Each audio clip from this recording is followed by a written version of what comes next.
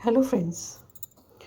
उद्धव जी ने विदुर जी को बताया कि श्री भगवान जी उनसे कहने लगे कि मैं तुम्हारी आंतरिक अभिलाषा जानता हूँ, इसलिए मैं तुम्हें ये वह साधन देता हूँ जो दूसरों के लिए अत्यंत दुर्लभ है। उद्धव, तुम पूर्व जन्म में वसु थे। विश्व की रचना करने वाले प्रजापतियों और वसुओं के यज्ञ में मुझे पाने की इच्छा से ही तुमने मेरी आराधना की थी। साधु स्वभाव उद्धव, संसार में तुम्हारा यह अंतिम जन्म है, क्योंकि इसमें तुमने मेरा अनुग्रह प्राप्त कर लिया है। अब मैं मृत्यु लोक को छोड़कर अपने धाम में जाना चाहता हूँ। इस समय यहाँ एकांत में तुमने अपनी अनन्य भक्ति के कारण ही मेरा दर्शन पाया है। यह बड़े सौभाग्य की बात है।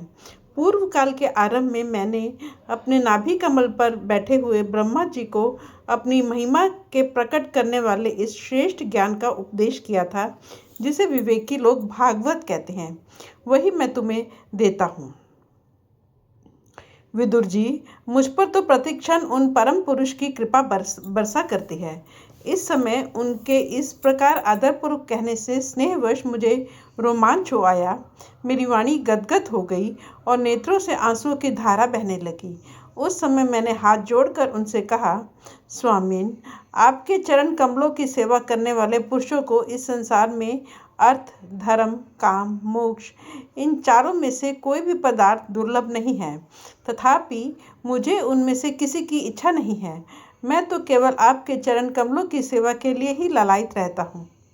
प्रभु, आप निष्प्रह होकर भी कर्म करते हैं, अजन्मा होकर भी जन्म लेते हैं, काल रूप होकर भी शत्रु के डर से भागते हैं और द्वारका के किले में जाकर छिप रहते हैं, तथा स्व आत्माराम होकर भी 16,000 स्त्रियों के साथ रमण करते हैं।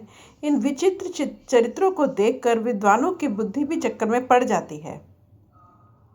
देव, आपका स्वरूप ज्ञान सर्वथा अबाध और अखंड है, फिर भी आप सलाह लेने के लिए मुझे बुलाकर जो भोले मनुष्यों की तरह बड़ी सावधानी से मेरी सम्मति पूछा करते थे, प्रभु, आपकी वह लीला मेरे मन को मोहित सा कर देती है। फ्रेंड्स, अपनी इस वीडियो को आज हम यहीं समाप्त करते हैं। अगली वीडियो में आगे बढ़ेंगे। Thank you.